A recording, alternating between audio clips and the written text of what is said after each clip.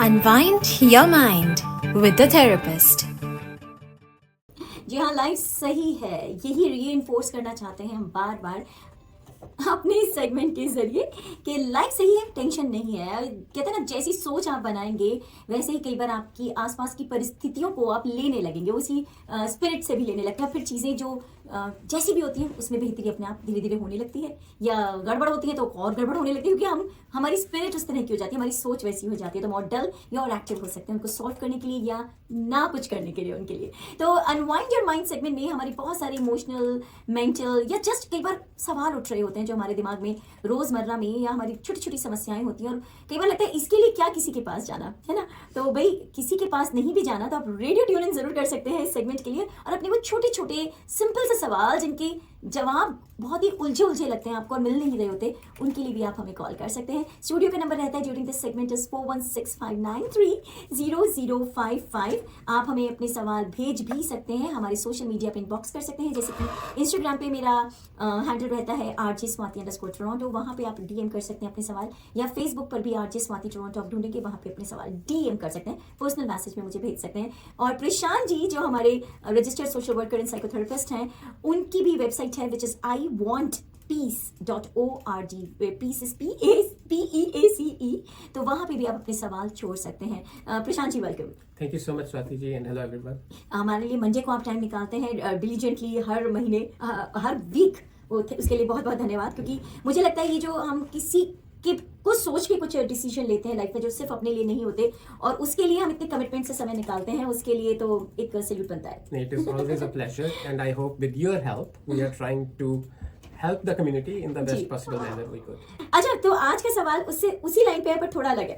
ये लिखते हैं कि बच्चा जो है मेरा, वो बुली तो नहीं होता, लेकिन मेरे पास कंप्लेंट्स आती हैं कि स्कूल में वो बुली करता है। अच्छा, ये तो थोड़ा अलग नहीं है, बिल्कुल उलट है। अब देखिए ना, मैं सोच रही थी ये बात कि अगर जो कोई बुली होता है तो कोई बुली करने वाला भी होगा, और वो भी कई बार बच्चों में से होते हैं, सीनियर्स या साथ के बच्चे।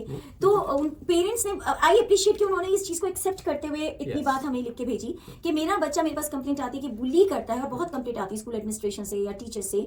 मैं जब भी पेरेंट टीचर्स मीटिंग में ये जाते हैं लोग, तो कहते हैं बहुत एम्बैरेसिंग भी लग जाता है, बट अब कैसे उसको डील किया जाए। कहते हैं जब बच्चे से बात करता हूँ, क्योंकि पेरेंट्स एकदम से बच्चे से बात करने लगते हैं कि क्यों करते हो तुम ऐसा या कुछ भी, तो बच्चा हमेशा या तो एडमिट ही नहीं करता, वो मैं तो नहीं करता, ऐसा गलत बोल रहे हैं, बच्चे का हमेशा डिनायल मोड में रहता है, और या फिर एक्सेप्ट नहीं करता बेसिकली। और इसमें इंटरेस्टिंग बात क्या है, जितनी देर मैंने काम किया है पेरेंट्स और बच्चों के साथ, उसके बेसिस पे जो मुझे एक्सपीरियंस हुआ, उसमें एक बड़ी इंटरेस्टिंग फाइंडिंग हुई कि जो बुली होता है बच्चा, उस पे काम करके उसको रिजॉल्व करना कंपैरेटिवली इज इजियर देन जो बच्चा बुली कर रहा है उसको कंट्रोल करना।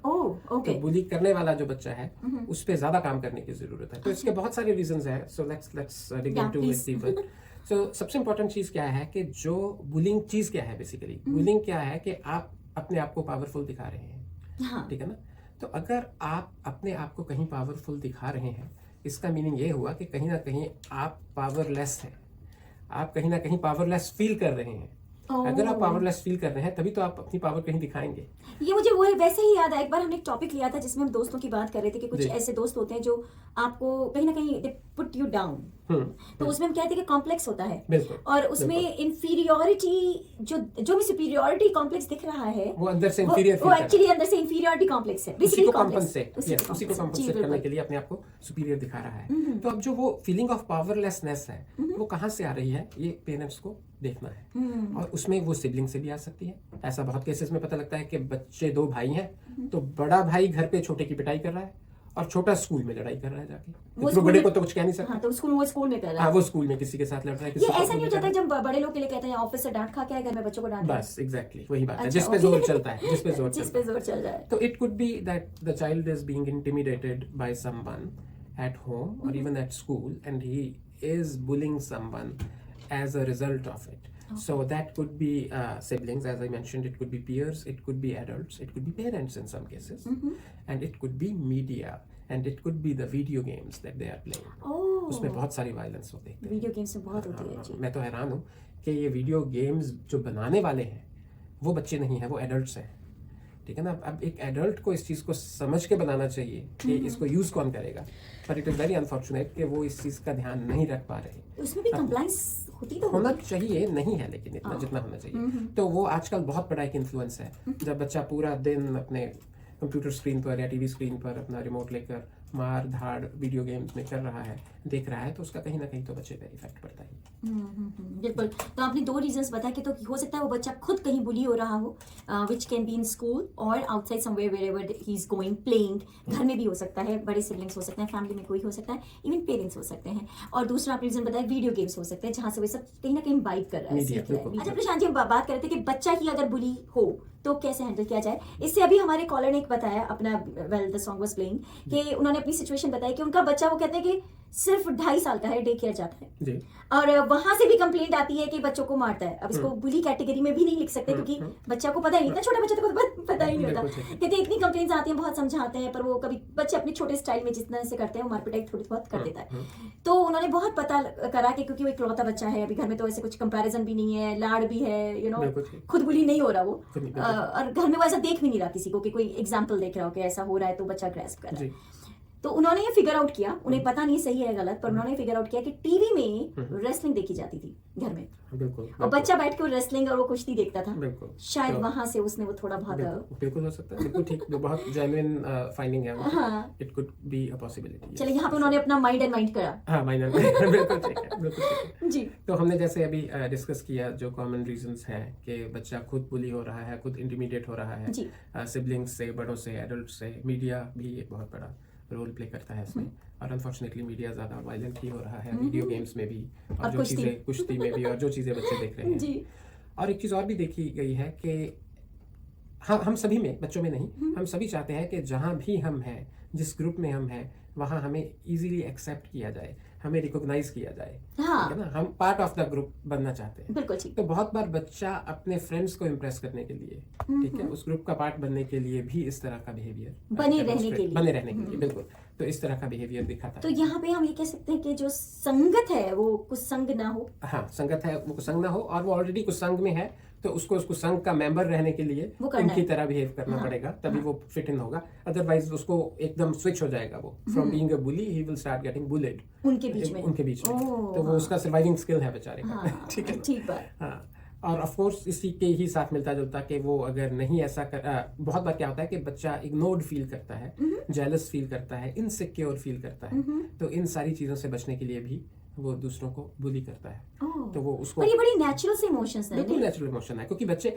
एक और अगर इसकी और गहराई में जाएं तो basically bullying is a way to express your emotions. अच्छा। ठीक है ना। तो if the child knows better ways to communicate और better ways to express their emotions, they won't do that. अगर वो शब्दों में कह पाए, अगर वो अच्छी तरह कम्युनिकेट कर पाए, पर ये बहुत मुश्किल है, उसके लिए बहुत ज्यादा ट्रेनिंग हो, तो बड़ों को भी नहीं आता कई बार। हाँ, कई बार। बहुत बार हम कुछ गलत बोल के, कुछ गलत करके बाद में चाहे 3 दिन सोचते रहते हैं हाँ। कि मुझे ऐसा नहीं करना चाहिए, ऐसे नहीं बोलना चाहिए, ऐसा could have नहीं done बोलना- better, Yes, I yeah. could have done better. हाँ। ठीक है ना, दूसरे को इंटिमिडेट करते हैं और बाद में सोचते हैं, चाहे वो आपस में पार्टनर्स हैं, चाहे वो पेरेंट्स के साथ है, चाहे बच्चों के साथ है, इवन क्लाइंट्स के साथ है, तो कहीं भी हो सकता है ये। तो इसलिए ये बच्चे का, मतलब हम ये नहीं कहेंगे, बॉस बच्चे एम्प्लॉइज का- में तो बहुत ही होता होगा। बहुत होता है, कॉलीग्स में होता है, क्लाइंट्स के साथ होता है। हाँ। तो इसलिए ये चीज़ भी ध्यान देने की है। और एक फैक्टर है, अभी आज के शो में तो हम इसको बहुत ज़्यादा डिटेल में बात नहीं कर पाएंगे, we do not have too much time for that. So आजकल जो बच्चों में ADHD है वो बहुत ज़्यादा बढ़ रही है। सो जो हाइपर एक्टिविटी डिसऑर्डर है ना, जी। तो उसकी वजह से बच्चों में इम्पल्सिविटी बहुत बढ़ रही है। तो वो अपने इमोशंस को कंट्रोल नहीं कर पा रहे।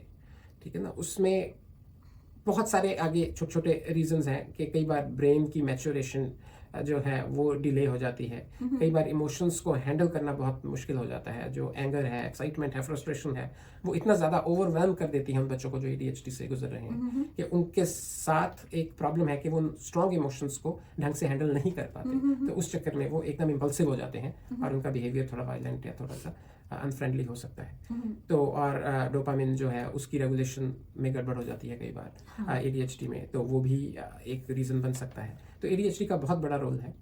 और एक लास्ट चीज़ जो मैं क्विकली बताना चाहूँगा इसमें ये कि अगेन एज आई सेड कि there must be something that is making him who he is, that is making him a bully at school, and that thing is stress. Okay. तो बच्चे को ज़रूर कोई ना कोई स्ट्रेस है, कहीं ना कहीं कुछ अनकंफर्ट है, उसको ढूंढने की कोशिश करें। It could be in school, it could be at home. तो इस चीज़ पे भी आप ध्यान दें, और as a parent it is your responsibility कि आप देखें कि बच्चा कहीं बहुत ज़्यादा मेंटल अनकंफर्ट में तो नहीं है जिसकी वजह से वो इस तरह का बिहेवियर दिखा रहा है। ओके जी। तो ये एक कोई ऐसी चीज जो उसे बॉदर कहीं ना कहीं कर रही है और उसका वो इस तरीके से इम्पल्सिव बिहेवियर में निकल रहा है, बिल्कुल।